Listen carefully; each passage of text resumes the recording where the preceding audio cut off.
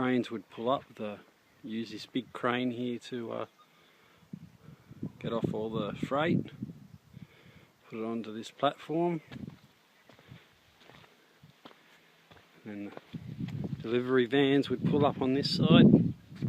As you can see, there's a little rail there, so they'd load up all the stock and then go on to deliver it.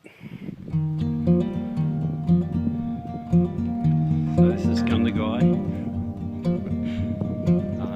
This is a train station that's no longer used.